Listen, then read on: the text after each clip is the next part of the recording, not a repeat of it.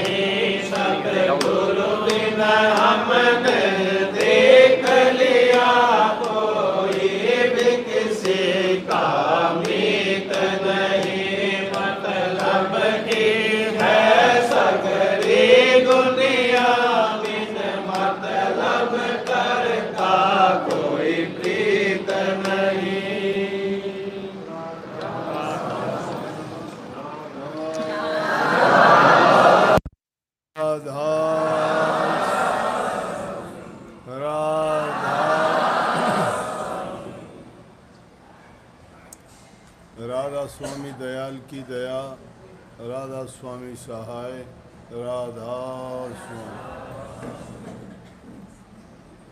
प्यारे सत्संगी भाइयों बहनों, कल आते ही भी सत्संग कर दिया था, लेकिन कल तो इतने सत्संगियों को पता नहीं था ना। आज सबको पता लग गया। जो जो पता लगता रहेगा त्यों त्यों पहुँचते रहना। आज के बाद दार्जिलिंग, फिर जोड़थांग, गंगटोक, सिलीगुड़ी, जिसको जहाँ पता लग जाए, जब टाइम मिल जाए, फुर्सत मिले, तभी सत्संग का लाभ किसी भी केंद्र पे जाके उठा सकते हैं। 4 आश्रम है अपने इस साइड में।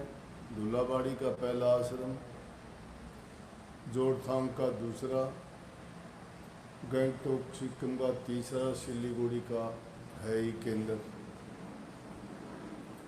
तो जिसका जहाँ नज़दीक पड़ता है, जिसको जहाँ आसानी लगती है, वहीं सत्संग का लाभ उठा सकते हैं। सत्संग का लाभ सिर्फ सुनने मात्र से काम नहीं चल जाता। सत्संग के नियमों को जानना भी बहुत ज़रूरी है। सत्संग की जब शुरुआत हो जाती है, वाणी वचन या उपदेश चल रहा होता है और आप किसी कारणवश लेट आते हो, तो पहला नियम सत्संग का होना चाहिए कि दबे पांव से चुपके से सबसे पीछे जाके बैठ जाए, ताकि दूसरे सत्संगियों का आपकी तरफ ध्यान ना जाए। अगर आप चलते हुए कोई आवाज़ करते हो, खांसते हो या बोलते हो, या आप राधा स्वामी बोलते हो, तो सबका ध्यान आपकी तरफ जाएगा और सत्संग करने वाले का ध्यान भी बट जाएगा। और जो बात चल रही होती है, जो प्रकरण होता है, सत्संगियों को जिस प्रकार का उपदेश जो देना शुरू कर दिया होता है, उसमें विघ्न पड़ने से वो बात फिर अगर भटक जाती है तो उसका सही मतलब नहीं हम ले पाते, या यूँ कहो कि उसका जो हमें लाभ मिलना चाहिए था वो नहीं मिल पाता। एक नियम ये होना चाहिए पक्का। दूसरा नियम, सत्संग में बैठ के आदमी को अपनी दृष्टि अपने सतगुरु के चेहरे पे, कान उनके वचनों पे और हृदय के दरवाजे खोल के उनको एकाग्रचित होके सुनना चाहिए। तभी आप सत्संग का पूरा लाभ उठा पाओगे। कई लोगों की आदत होती है, सत्संग चल रहा होता है, इधर उधर देखते हैं, दिल नहीं लगता हो। उनका दोष नहीं होता, ये कर्म की मार है। जिनका कर्म इतना अच्छा नहीं होता, पिछले संस्कार अच्छे नहीं होते, उसका मन सत्संग में नहीं लगता, उचाट हो जाता है उसको कि कब खत्म हो, कब उठूं, कब भागूं। तुलसी साहब ने कि तुलसी पूरब ले जन्म से या पूरब ले कर्म से, हरि कथा नहीं सुहा, के उठे के सोवे और के पर चर्चा दे चला। वो आदमी 3 काम तो करेगा ही करेगा। या तो वो क्या करेगा, उठ के ही चल देगा, या उसको नींद आनी शुरू हो जाएगी, उबासी तोड़नी शुरू कर देगा,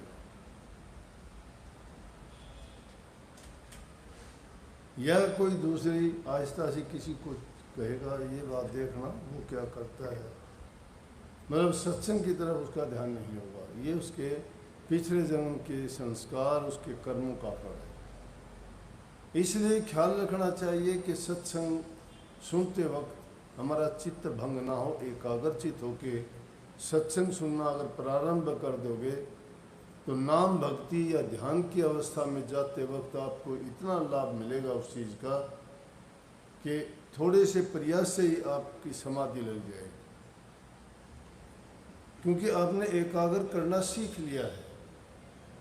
और ये पहला दर्जा है कि मन को एकाग्र करना, एक जगह पर रोकना।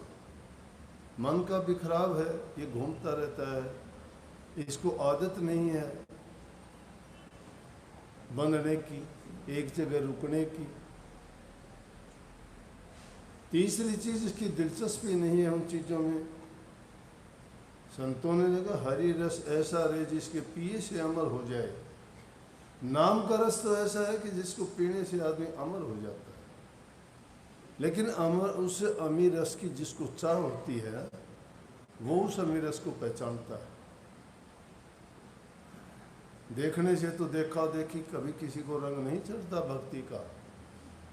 जिसके हृदय में जब तड़फ लगती है, विरह और वैराग्य पैदा होता है, तभी वो नाम जप सकता है, भक्ति कर सकता है, अपने कर्मों को काट सकता है और जीवन को पवित्र बना सकता है।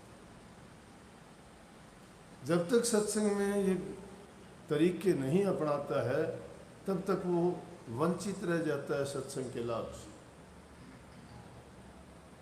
तीसरा कि आदमी हर चीज से निवृत्त होकर सत्संग से पहले कहीं जाना आना हो, कोई चीज, कोई काम छोटा मोटा, अपने हर चीज से फारिग होके निश्चित और शांति से बैठे, जिससे उसको घंटा 2 घंटे कितना भी टाइम बैठना पड़े तो उसको कोई चीज़, भूख प्यास या कोई तड़प उसको ना लगे, किसी चीज़ कोई परेशानी उसको ना हो कि उसको जिसके कारण उठना पड़े। अगर भरी संगत में एक आदमी उठ के चलता है तो सब लोग उसकी तरफ देखेंगे, ये क्यों गया। मैं देखूंगा तो आप भी देखोगे, मैं उस तरफ देखूंगा तुम सब देखोगे, क्या आ गया महाराज जी ने क्यों देखे, ध्यान भट गया ना। फिर मैं तुम्हारी तरफ देखूंगा, मेरा भी बट जाएगा। वो उसने तो एक ने किया था, लेकिन जितने लोग थे सबका ध्यान भंग कर दिया उसने। चौथा नियम, कभी भी अफसर के तो अगाड़ी नहीं बैठना चाहिए और संत के पिछाड़ी नहीं बैठना चाहिए। संत की पीठ के पीछे बैठता है उस आदमी में यूं समझ लो कमी है, छिप के बैठता है। सन्मुख सेल सहने चाहिए। जो गुरु के वचन सीधे लगते हैं वो हमारे हृदय को में लगने चाहिए। संतों ने कहा दीदे से दीदा मिला के वचन का ग्रास करना है, उनको सुनना चाहिए। श्रवण कानों को इतना खुला रखो कि दूसरी चीज की तरफ ध्यान ही ना जाए, चाहे कुछ भी होता रहे। जहाँ ध्यान जोड़ दिया उसी में, ध्यान तुम्हारा उसी वक्त जिस वक्त सत्संग का उपदेश होता है उसमें लगना चाहिए। घोड़े के आगे नहीं, घोड़े के आगे हो गए मैं, घोड़े के पिछाड़ी नहीं बैठना चाहिए, घोड़ा लात मार देगा। साहब के आगे नहीं बैठना है, साहब आगे लात मार देगा। संत के सामने बैठना चाहिए, पूरा लाभ मिलेगा। संत के पीछे बैठते हो तो समझो कि तुमने खो दिया जो शुभ अवसर। कल जैसे मैंने बताया था, दोनों हाथ जोड़ने का मतलब होता है पूर्ण समर्पण, तन का, मन का और धन का। सामने जब बैठते हो तुम, उस वक्त 2 क्रियाएं चलती हैं। एक तो गुरु का वचन और दूसरा उनके चेहरे से निकलने वाला तेज, वो शक्ति दिखाई नहीं देती, नहीं देती ना। आप सांस ले रहे हो आप सभी, लेकिन दिखाई नहीं देते सांस लेते हुए। अगर कड़ाके की सर्दी पड़ती तुम सांस लेते तो क्या होता, मुंह से निकलता हुआ धुआं सबको दिखाई देता ना, देता है ना। अब वो दिखाई नहीं दे रहा, निकलता है। इसी प्रकार से संत के चेहरे से वो शक्ति निकलती है, ताकत निकलती है। क्यों दर्शन की बात बार बार करते हो कि दर्शन कीजिए संत के दिन में कई कई बार, आसो जो के मीज और बहुत करें उपकार। संत मिलन को चालिए तज माया अभिमान, ज्यो ज्यो पग धरनी धरे त्यों त्यों यज्ञ समान। अरे संतों के दर्शन सामने जाके करते हैं न, पीठ पीछे कोई दर्शन करता है क्या? दर्शन किसके? मुखड़े के। मुंह से पहचान होती है, तो जो चीज़ अलग अलग अंगों से अलग अलग चीज़ निकलती है। आशीर्वाद हाथ से ही क्यों लेते हो?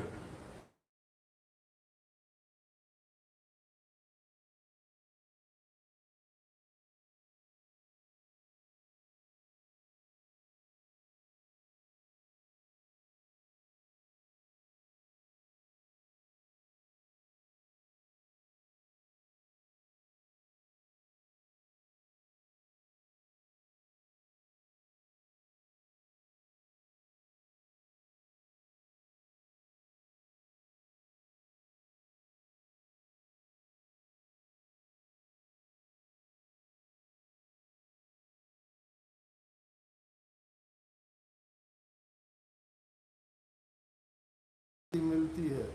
ये लड़कियां शादी हो के और जब अपने पति के घर जाती हैं तो सब माँ बाप बूढ़े बुजुर्ग उसके सिर पे हाथ रख के पुचकारते हैं कि नहीं? क्यों? वो रोती हुई जाती है, उसको शांति मिलती है उससे। तो इन हाथों से भी वो धार निकलती है, हमारी दृष्टि से भी निकलती है। पहचान लेते हो आप, एक दृष्टि पड़ती है, देखते ही आपको प्यार आएगा कि प्यार भरी दृष्टि से देखा उसने। एक दृष्टि नफरत है उसमें, है कि नहीं? तो वो हर चीज से ये चीजें निकलती हैं। इसलिए हमें सतर्क होके हर प्रकार से ये सत्संग में बैठने का नियम है। और फिर जो बात सुनी जाए, स्वामी जी महाराज ने इस बात को बड़े इतने सुंदर ढंग से कही है। सारी बात मैंने आपको सादी भाषा में समझाई, सीधे तौर पे उन्होंने कही है कि दरस करे, दर्शन करे, वचन पुनि सुने, और क्या करे? सत्संग में जाके दर्शन करे। दर्शन से शांति मिलती है, मन प्रसन्न होता है, एक मन की एकाग्रता होती है, मन विषय विकारों से हटता है, पाप कर्म धुलते हैं। इसलिए कही कि दर्शन करने से उनके गुण आ जाते हैं। अगर आप किसी पवित्र चीज़ के नाम लेने से ही आप में गुण आएंगे, देखने से वो गुण आएंगे। मिठाई को देख के नहीं कह देते हाँ, देख के मुंह में पानी आ गया, कहते कि नहीं? उसके देखने से पानी आ गया। तो इसलिए संतों के दर्शन देखने से ही मन में शांति आ जाएगी। स्वामी जी महाराज ने कही कि दरस करे वचन को नहीं सुने, और वचन को गौर से सुने, एकाग्र चित्त होके सुने, तो मन लगा के सुने। सुने सुने नहीं, उसको वचन को नहीं सुने, सुन सुन के गुणे।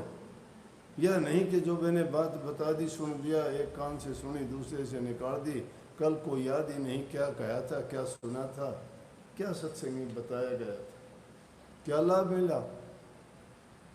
हाँ, एक जगह कहते हैं चल चल आए सतगुरु आगे, दरस न पकड़े वचन न लागे, क्या फल पाया सत्संगत आए, जन्म गंवाया वक्त गंवाए।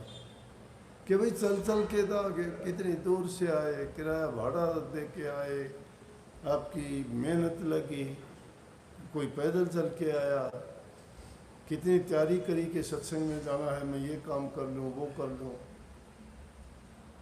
कहते कि चल चल आए, चल के आए सत्संग के लिए। कोई स्कूल का काम छोड़ के आया, कोई अब खेती का काम, कोई दुकान का काम, कोई व्यवसाय का काम छोड़ के आए। इससे लाभ लेना था, इसीलिए ने सत्संग में बहुत लाभ मिलते हैं। इसलिए कही कि चल चल आए सतगुरु आगे, सतगुरु के आगे तो आगे, लेकिन दर्श न पकड़ा बचन न लागे। ना तो दर्शन किया हमने, देखने मात्र से दर्शन नहीं हो जाता। तो ना तो हमने दर्श किया, ना बचन लागे। बचन लगने का मतलब उन बचनों को हमने गौर से सुनाए नहीं, अपनाए नहीं।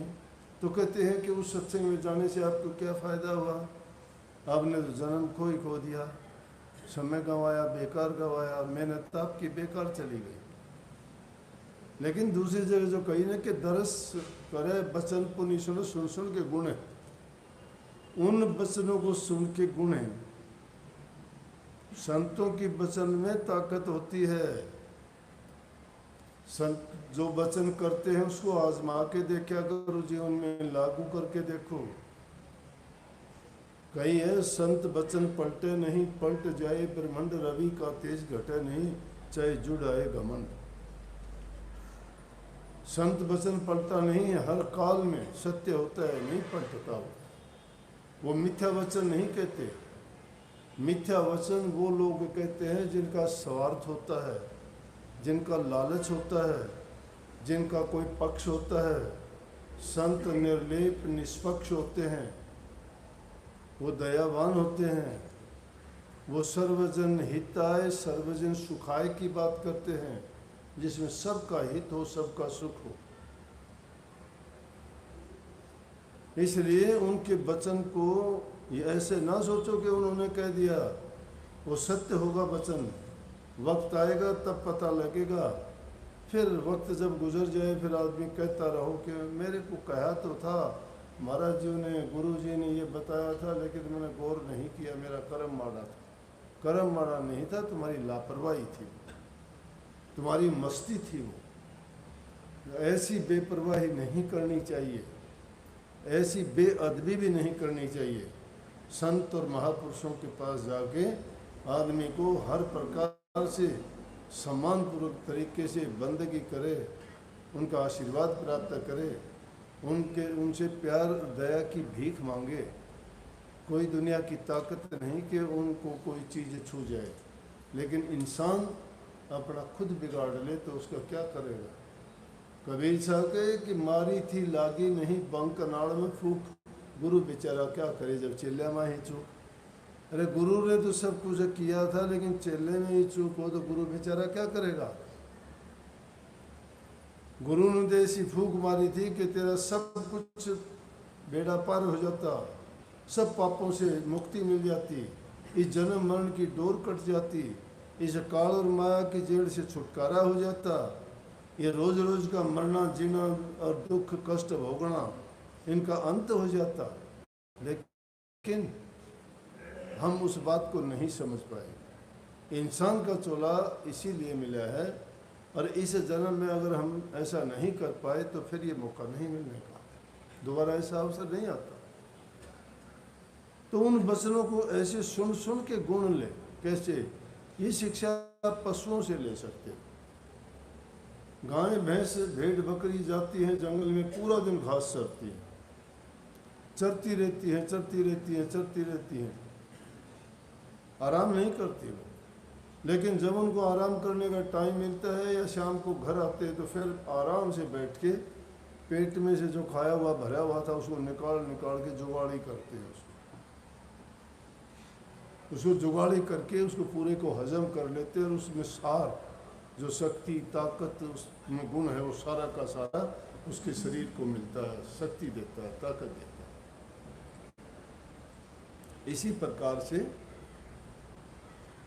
हम भी वो सत्संग के वचन जब सुनते हैं, सुन के लेके जाए, घर जाने के बाद उन पर गौर करें। सत्संग एक बार में समझ में नहीं आता। आज जो सुनते हो ना, इसी सत्संग को दोबारा सुनोगे तो हैरान हो जाओ। मैं आपको सच्ची बात बताऊं, मैं वैसे तो सुनता नहीं, लेकिन कई बार मुझे मेरा ही सत्संग सुनने को मिल जाता है तो मैं महसूस करता हूं कि अच्छा मैं ऐसा कब बोल गया, मेरे को खुद नहीं पता होता मैं क्या बोल गया। मुझे खुद नहीं पता होता मैं क्या बोल रहा, फिर थोड़ा अच्छा लगता है कि मैं तो अच्छा बोल रहा था। इसलिए उस चीज़ को जो तुम सुनते हो ना, उसको पल्ले बांध के लेके जाया करो, पल्ला झाड़ ना बनो। बल्ला झाड़ का मतलब है यहीं छोड़ के चले जाते हो, जो मिला यहीं छोड़ के चल दिए। नहीं, घर जाओ, उसको लेके जाओ, उसको दोबारा से सुनो और उन बातों पर दोबारा गौर करो और धीरे धीरे जिंदगी में देख लेना, उनमें से एक बात भी असत्य हो जाए तो बता देना, सब सत्य हो। तो कई सुन सुन के गुण गुण के काट ले सार। जैसे मैंने गाय भैंस का आपको उदाहरण दिया, उनकी तरह से उसका सार काट ले, और सार काटे कि उसका सार काट करे आहार, उसका आहार करे, मतलब उसको पुनः उसको अपने हृदय में मन में लेके जाए शरीर में, तो उसका क्या होगा कि सार काटने से वो शक्ति मिलेगी। जग का भय और डर सब उससे दूर हो जाते हैं। क्यों हो जाते हैं? कि उससे जो सही ज्ञान है वो हमें प्राप्त हो जाता है। जिस प्रकार से उसके हजम करने से उसका निचोड़ करके जो सही ताकत निकाल लेते हैं, जैसे फ्रूट्स में तुम जूस निकाल लो, बाकी का तो फेंक देते हो, इसी प्रकार से हम भी जो चीज़ खाते हैं, जो ज़रूरी चीज़ हमारे खून के लिए, शरीर को जीवित रखने के लिए, शक्ति देने के लिए जो ज़रूरत होती है, वो सार काट के तो हम ले लेते हैं, बाकी तो द्वार बने हुए हैं तो उन द्वारों से बाहर निकाल देते हो। तो ये सत्संग के ऐसे नियम हैं कि सत्संग में आदमी सही तरीके से बैठना सीख जाए, वही गौर करेगा, ढंग से बैठेगा। लेकिन कईयों को बैठने से क्या होगा, किसी को खुजली हो जाएगी, किसी को प्यास लग जाएगी, किसी दिल नहीं टिकेगा, और कोई ना कोई बहाना। आजकल तो एक नया बहाना और देखता हूँ कि हाथ मारेंगे यूं, फोन देखेंगे, उसका कोई फोन नहीं है, उठने का तरीका बहाना। कोई नहीं सोचेगा देखने ये क्या हो, बहुत ज़रूरी फ़ोन आ गया इसका, लेकिन उठ के चल जाओ, मुड़ के नहीं आओगे दोबारा। मैं कितने चालाक कर ये समझते हैं कि मूर्ख आदमी है। तो सबसे अच्छा तरीका ये निकाल रखा है कि ये बहानेबाजी, ये कोई चीज़ दूसरे के काम आने वाली है, खुद को धोखा देता है इंसान। अरे जो हमारे काम आने की है, हमारे फायदे की है, लेकिन हमारा कर्म हमें नहीं टिकने देता। दुनिया में आके शब्द तो था दूसरा इसका, इसीलिए कही कि दुनिया में हमारा साथी कौन है? सतगुरु है, दूसरा कोई साथ देने वाला नहीं है। आप कहोगे कैसे नहीं, हमारे भाई रहे साथ देने वाले, हमारे माँ बाप रहे, हमारी पत्नी बच्चे रहे, हमारे साथी रहे, ये सब के सब मतलब के हैं। जब तक इनकी ज़रूरत पूरी करते हो तुम अच्छे हो, जब तक उनका लालच तुम्हारे से पूरा होता है तब तक बड़े अच्छे। और जिस दिन तुम थोड़ा सा इनकार कर दोगे उस दिन तुम्हें पीठ दिखा देंगे वो सब। लेकिन सतगुरु किसी को पीठ नहीं दिखाता, क्योंकि उन लोगों के पीछे उनका स्वार्थ, लालच, उनकी कामनाएं छिपी हुई है। लेकिन गुरु को आपसे कोई स्वार्थ नहीं है, कोई लालच नहीं है, और ना ही उनकी कोई कामना है, ना ही संसारी लोग उनकी किसी कामना को पूरी कर सकते हैं। सतगुरु तुम्हारी कामनाओं को पूरी कर सकता है। क्यों कर सकता है? कि जिसने सब कुछ त्याग दिया उसके पास सब कुछ है, और जो सब कुछ अपनाना चाहता है उसके पास कुछ भी नहीं रहता। नाम से बढ़ के कोई दौलत नहीं है। तुम दुनियादारी की चीज़ों को सोचते हो कि बड़ी, वो चीज़ें बड़ी नहीं हैं, मिट्टी है वो। किसी को चैन और सुख नहीं है उन चीज़ों में मिला हो तो बताओ। बड़े बड़े धनवान हुए, बड़े बड़े बलवान हुए, बड़े बड़े बुद्धिमान ज्ञानी हुए, लेकिन उन आज कहाँ हैं वो? क्या उन ज्ञानियों ने कर लिया? क्या उन धनवानों ने कर लिया? क्या उन बलवानों ने कर लिया? बलवान गए, धनवान गए, हाथों से पर्वत उठाते थे, कहाँ हैं आज वो?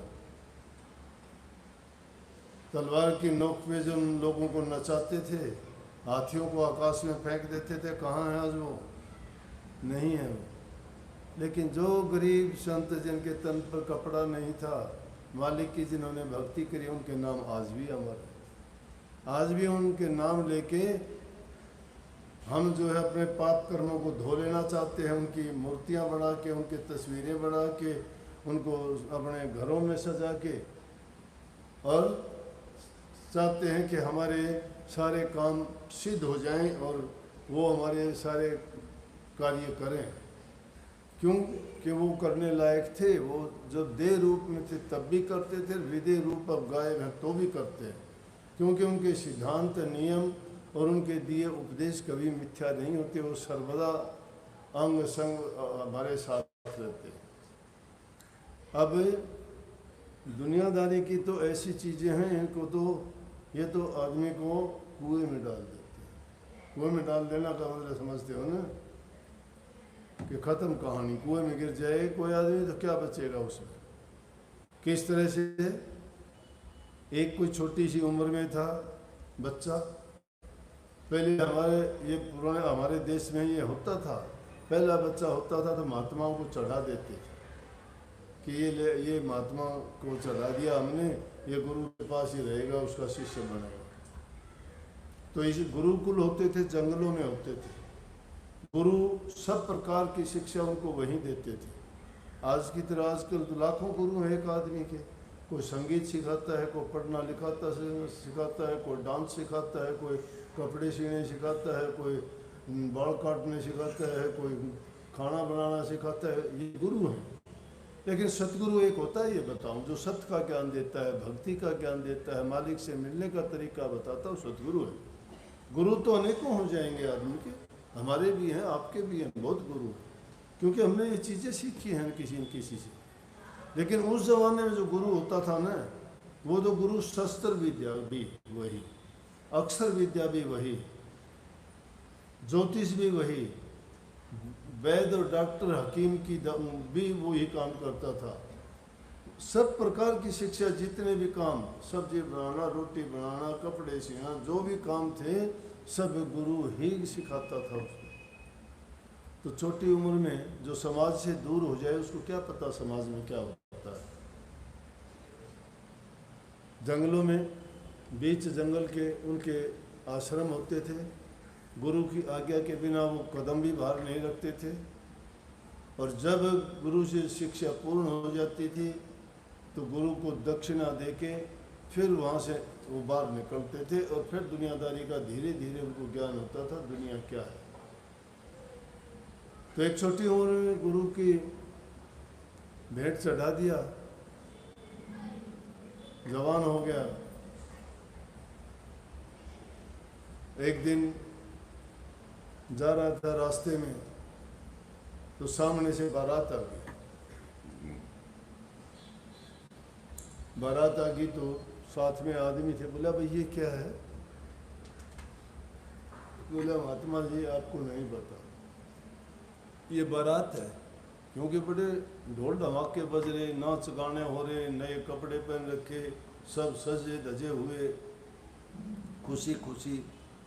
महात्मा जी बोले ये क्या है भाई, क्यों देखा नहीं बेचारे ने कभी। बोले महात्मा जी ये शादी करने जा रहे हैं। बोले शादी?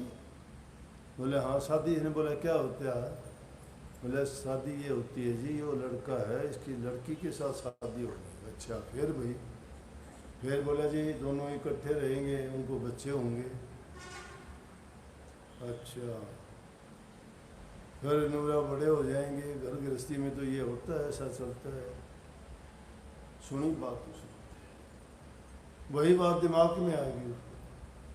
अब तो लाखों बात सुनते रहते हैं, सुबह से शाम तक कितनी बातें दिमाग में आती हैं, कभी वो देखी नहीं थी। तो चलते चलते जंगल में एक जगह एक कुआं था, उसे कहाँ सोए, वहाँ तो कोई घरों में तो रोकता नहीं था, उस जगह मिली नहीं। कुएं का जो पानी निकालने वाली जगह होती है उसको पाटछा कहते हैं, जिसमें चबूतरा सा बना होता है, उस पर सो गए। रात में जब सोया तो उसने सोचा कि मेरी भी शादी होगी। महात्मा ने सोचा मेरी भी शादी होगी। पत्नी भी आ गई उसकी शादी होगी, और पत्नी उसके साथ में सोई हुई है, और उसके बच्चे भी हो गए थे। अब महात्मा है वो कुएं के साइड में सोया हुआ है, और वो बच्चे वो बीच में है, पत्नी दूसरी तरफ है। तो पत्नी कहती है कि थोड़े से आगे सरक के बच्चे दुख पाते हैं। महात्मा जी थोड़े से आगे हुए कुएं की साइड में, फिर भी बोली थोड़े से और होइए हो, अभी दुख पाते हैं ये, थोड़ा सा और हो गया। थोड़ी देर में बोली थोड़े से और हो जाओ, ये मेरे को भी जगह नहीं मिलती लेटने के लिए, बच्चे भी दुखी हैं। उसने ये कही, महात्मा ने थोड़ा और मस्कोड़ा दिया, कुएं में धड़ाम देसी गया, कुएं में गिर गया। लोगों को पता लग गया भाई कोई कुएं में गिर गया, इकट्ठे हो गए, निकालो। बोले भाई कौन? बोले भाई इस तरह। बोले महात्मा जी आपको निकाल लेंगे, कोई बात नहीं, गांव से रस्से वस्से लेने गए। बोले रस्से वस्से तो ले आओ, वो तो ठीक है, सारे गांव को बुला लो एक बार। गांव में रुका दे दिया, सारे गांव के काफ़ी लोग इकट्ठे हो गए कुएं के पास में। और जब कुएं के पास में इकट्ठे हो गए तो कुएं से अंदर से ही बोला भाई तुम ठीक ठाक हो सारे? बोला क्यों, हम तो ठीक है, हमारा क्या बिगड़ गया, आप बताओ। मेरा कुएं में था, पड़े हो, पूछे हम, पूछ हमसे रहे हो ठीक ठाक? बोला अरे सपने की औरत बच्चों ने हमें कुएं में गिर दिया। अब हम तो वास्तविक में जो है बच्चों के साथ और औरतों के साथ तुम्हारा क्या हाल होगा? तो ये है कि जिन लोगों के साथ हम रहते हैं ना, वो हमें कुएं में डालते हुए देर नहीं करते रात दिन। जिनके जब नकली बनावटी सपने के भी ये लोग जिनको हम अपना कहते हैं वो हमें कुएं में डाल देते हैं, तो वास्तविक जो जीवन में है उनका यही हाल इस वाणी में कहने का मतलब था कि सतगुरु भी हमने देख लिया, कोई भी किसी का मित नहीं। तो ये तो बात मजाक की है, लेकिन बात समझने की भी है। घर गृहस्थी में रह के अगर आदमी सच्चाई से, प्यार से, ईमानदारी से और अपना सही काम करते हुए अच्छा बर्ताव व्यवहार रखे, माँ बाप की, बूढ़े बुजुर्ग की, ज़रूरतमंद की जो कर सकता है, दया नाम लेते हैं, दया करना हर काम में दया। गरीब पर दया करना, तुम्हारे पास है उसको कुछ दे सकते हो, किसी को दर्द तकलीफ है उससे मीठा बोल के उसका दर्द बता सकते हो, किसी को कोई पीड़ा है तो उसको जो भी मरहम पट्टी करके आप उसके घाव सहला सकते हो, किसी के दिल पर घाव लगा है तो उसे अच्छा बर्ताव, मीठी बातें करके उसके दिल को शांति दे सकते हो, ये दया है। और जब इंसान ऐसा करता है तो उसके हृदय में दया है। और संतों ने कहा कि दया राख धर्म को पाले और जग से रहे उदासी। जो इंसान दिल में दया रख के और धर्म की पालना करता है, धर्म क्या है, जिस जगह पे हो और जो तुम्हारा पद है उस पद पर पूरा न्याय करो। अगर भाई हो तो भाई का पूरा काम करो, पिता हो तो बच्चों की पूरी परवरिश उनका काम करो, उनका लालन पालन सही करो, माँ है तो उनको गृहिणी होके घर गृहस्थ के पूरे अच्छे सच्चे काम करो, बच्चों को अच्छी शिक्षा और संस्कार दो। हर प्रकार से जो तुम्हारा काम है उसको सच्चाई के साथ, ईमानदारी के साथ, अच्छा बर्ताव के साथ करोगे, वो धर्म का पालन करना है। तो कहिए कि दया राख धर्म को पाले, जग से रहे उदासी। जग से उदासी का मतलब ये नहीं कि मुंह सुजा के बैठ जा, किसी से बात ही ना करे। जग से उदासी का मतलब है जग की चीज़ों को अपना मन ना दे, कि हमेशा लालच की ओर ही बढ़ता रहे कि मेरे पास ये हो जाए, मेरे पास। जब आदमी को ज़्यादा की इच्छा हो जाती है वो सोच लेना चाहिए कि उसी टाइम वो गिरावट की ओर चलना शुरू हो जाता है। लेकिन ये काम उसके लिए नहीं है कि कभी कह दो कि मैं ज़्यादा मेहनत भी नहीं करूँगा। नहीं, मेहनत करते हो, किसी के काम में दखल नहीं देते हो, अपना कमा के खाते हो, तुम्हारा शरीर इजाज़त देता है इतना काम करो, क्योंकि उसका लाभ और फायदा आपका ही होगा। लेकिन ज़्यादा संग्रह करने से मिले भी क्या गा, फालतू चीज़ करने से क्या मिलेगा। लेकिन इंसान की जब लालसा बढ़ जाती है वो रुकती नहीं है। ये तृष्णा इंसान को घेर देती है पाप कर्मों में। तो बूढ़े बुजुर्ग की, माँ बाप की सेवा जो करता है, प्यार का बर्ताव करता है, चाहे 2 मिनट उनके पास बैठ के प्यार से उनके दिल की बात पूछ लो, उनको सब कुछ मिल गया। लेकिन तुम्हारे बुजुर्ग और माँ बाप तुम्हें आवाज़ देते हैं, तुम अनसुनी करके निकल जाते हो, तो उस जैसा भी दुख उनको नहीं होता। आजकल के ज़माने में कुछ ऐसा भी होता है कि बूढ़े माँ बाप होते हैं, उनको जो अनाथालय में आके छोड़ आते हैं, वृद्धाश्रम में उनको छोड़ देते हैं, उनकी संभाल नहीं करते, ये नहीं सोचते तुम्हारा जीवन उनसे बना है, तुम अगर आज कुछ हो तो उन माँ बाप के कारण हो। ये बड़ा धर्म है। कहाँ भक्ति का नाम लेते हो? नाम का सुमन करना, ध्यान करना, अभ्यास करना बहुत दूर की बात है। लेकिन मैं गृहस्थियों का धर्म बताता हूँ कि गृहस्थ में रहते हुए जो इन चीज़ों का पालन करता है वो भक्ति करता है। सच्ची भक्ति यही है। ऐसे लोगों से तो परमात्मा खुद आके दर्शन देता है, खुद आके पूछता है कि बोल भगत मैं तेरा क्या करूं। और वो भक्ति किस काम की?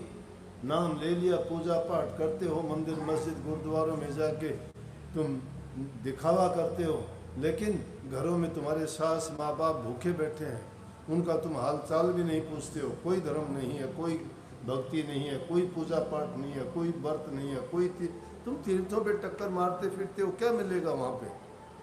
सबसे बड़े तीर्थ और देवता तुम्हारे घर में बैठे हुए हैं। उन तीर्थों की भक्ति कर लेना, उनकी पूजा कर लेना, उनकी सेवा कर देना।